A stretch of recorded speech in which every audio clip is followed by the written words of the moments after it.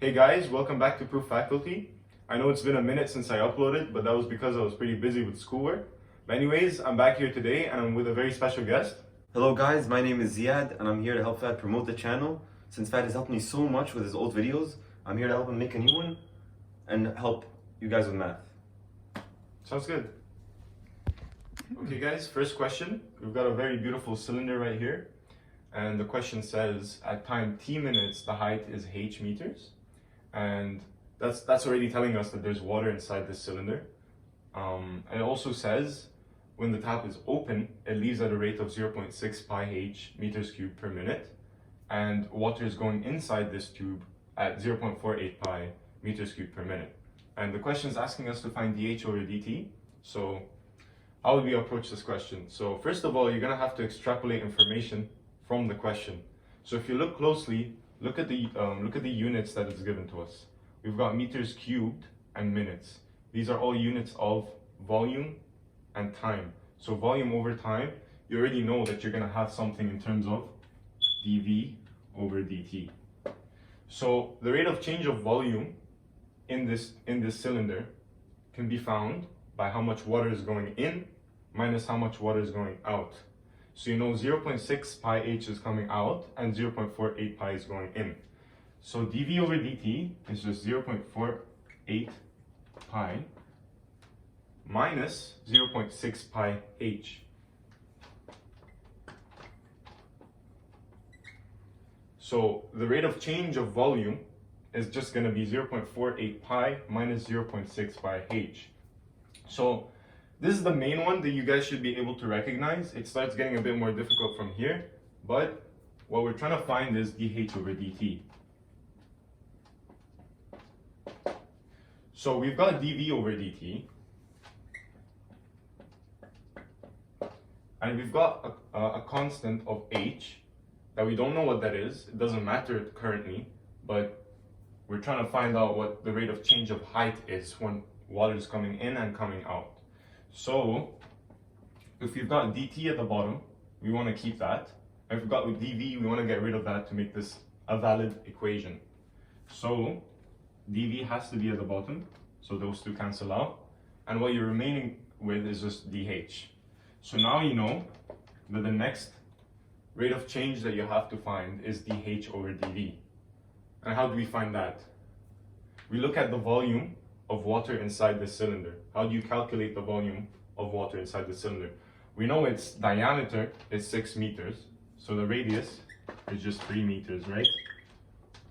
And if you wanted to find the volume, it's just going to be height multiplied by pi r squared.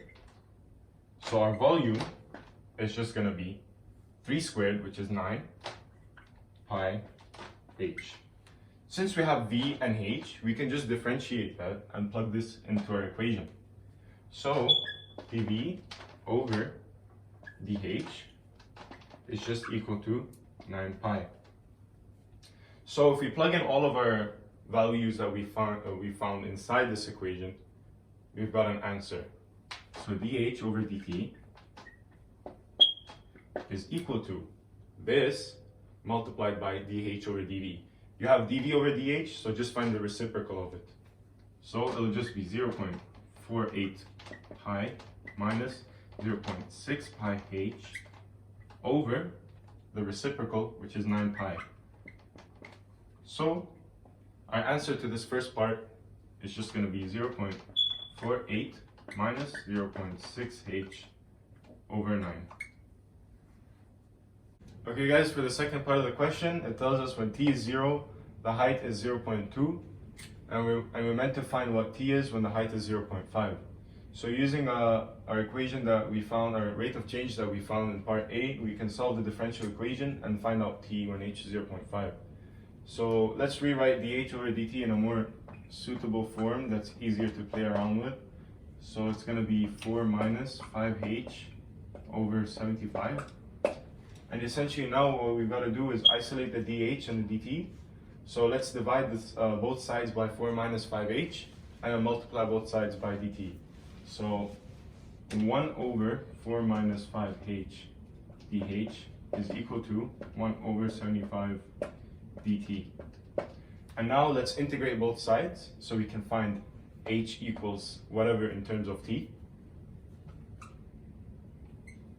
So when we integrate this is just ln. Watch my previous video if you don't know how to integrate this. So it's going to be ln 4 minus 5h. But since if you differentiate this, you get minus 5 at the top. So you're going to have to throw in a minus 1 over 5. So it's the same as this. Is equal to 1 over 75 t plus c. So now if we plug in what we have, what's given to us in this part of the question, we can find out what c is. So minus 1/5 of ln 2 is equal to c. So c is just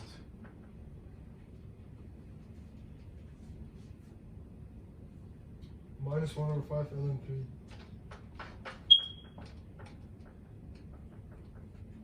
okay. So let's rewrite everything using this.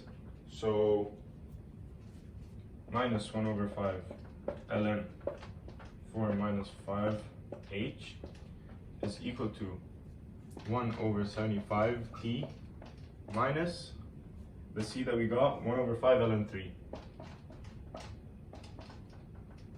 So if we plug in 0.5 in here, it's just going to be minus 1 over 5 ln 4 minus 2.5 3 over 2.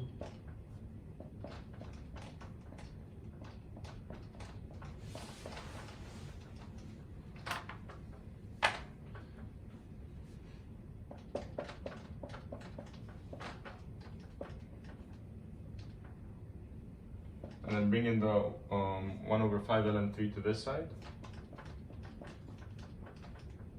Is equal to 1 over 75 t. And now using our log rules, we know that if we subtract logs, we're going to have to divide this by that.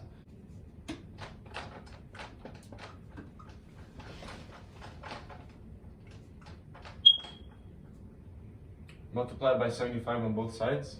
That's going to be 75 divided by 5. 15.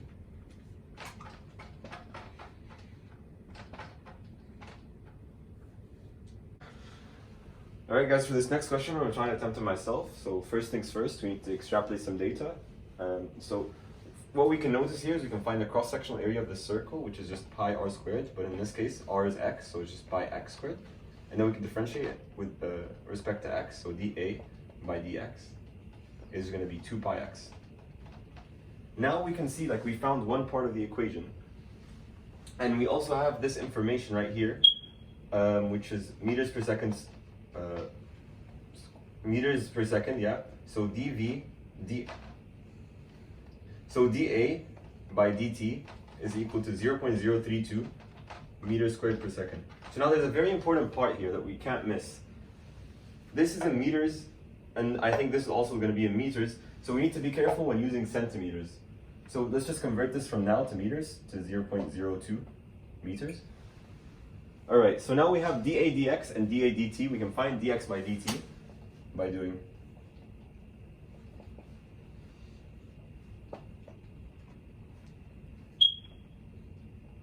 multiplied by dx over dA. Alright, so now let's just times these two equations together and flip this one. So it's going to be 0.032 all over 2 pi x. And now will give us dx by dt. So now all we have to do is just plug in x equals 0.02, remember, turn it into meters. So 0.032 all over 2 pi multiplied by 0.02. And the answer is... and the answer...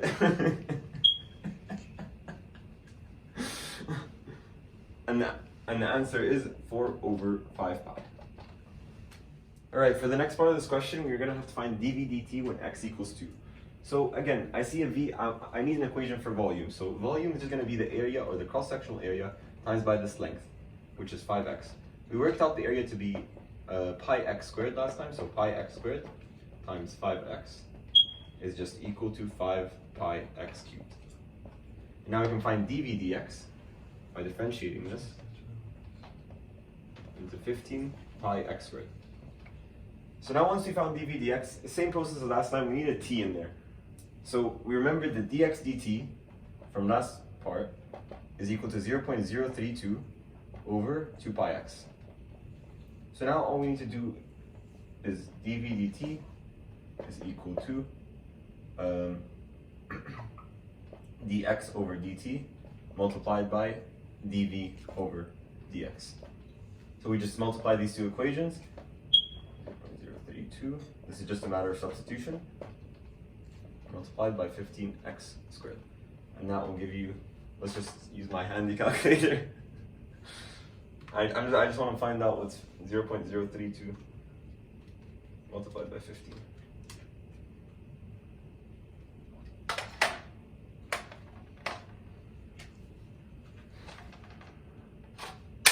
Let me just correct this real quick, 15 pi x squared. And now I'm just going to times them together, so it's going to be 0.48, the x's cancel out over 2 pi, the pi is going to kind of cancel out too, so it's just going to be 0.48x over 2, which is just equal to 0.24x. And now we just have to put the x in, but remember, we worked out area in meters squared per second, we use this value right here, so we need to convert this to meters again and use the meter value. So it's equal to 0.24, 0.02,